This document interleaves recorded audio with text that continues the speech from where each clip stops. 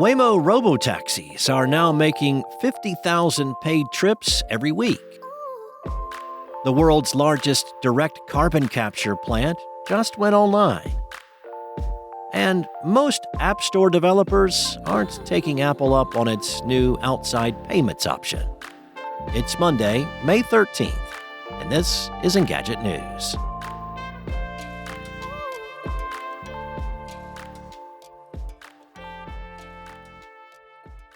If you live in Phoenix, San Francisco, or Los Angeles, and you've been seeing more Waymo Robotaxis recently, well, that's because more and more people are hailing one for a ride.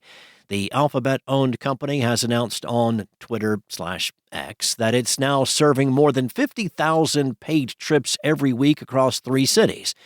Waymo One operates 24/7 in parts of those cities. If the company is getting 50,000 rides a week, that means it receives an average of 300 bookings every hour, or 5 bookings every minute. Waymo has revealed as well that it's had over 1 million rider-only trips across 4 cities, including Austin, where it's currently offering limited rides to select members of the public. In its announcement, Waymo credited its safe and deliberate approach to scaling its program for reaching the milestone.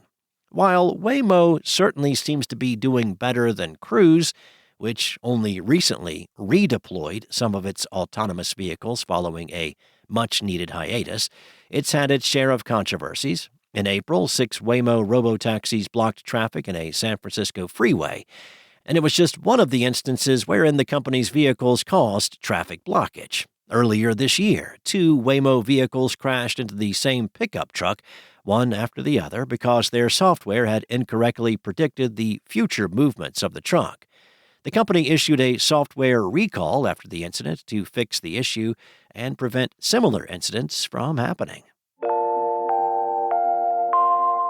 Swiss startup Climeworks has done it again. The company just opened the world's largest carbon capture plant in Iceland, dwarfing its own record of how much CO2 it can pull from the air.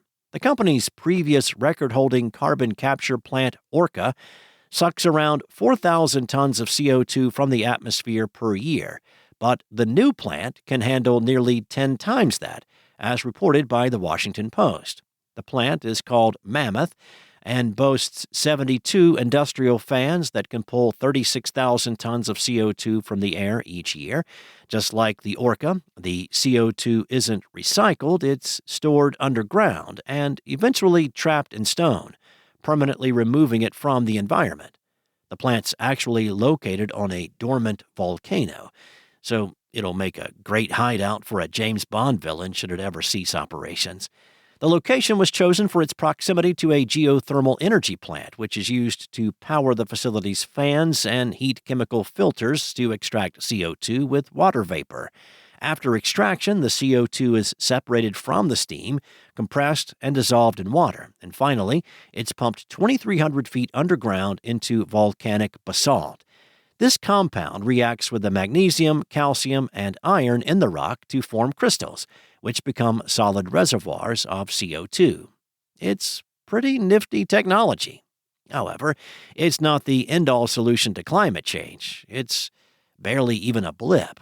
For the world to achieve carbon neutrality by 2050, Climeworks founder Jan Wurzbacher told CBS News that we should be removing something like 6 to 16 billion tons of CO2 per year from the air.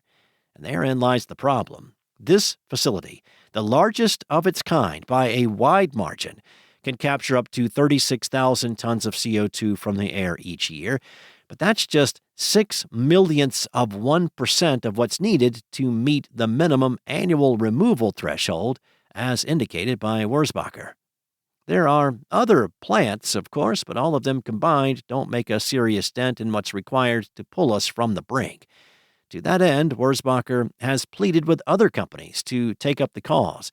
He says that Climeworks has a goal of surpassing millions of tons captured per year by 2030 and 1 billion by 2050.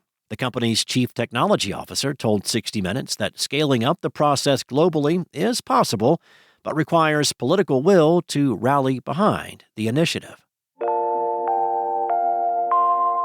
It seems Apple's recently added option for App Store developers to include links to external payment methods is not actually all that appealing.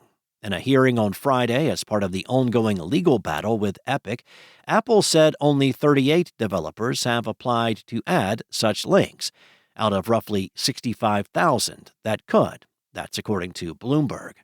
The new guidelines, introduced in January, require developers to get Apple's approval before they can add alternative payment options and stipulate that they'll still have to pay a commission fee of up to 27%.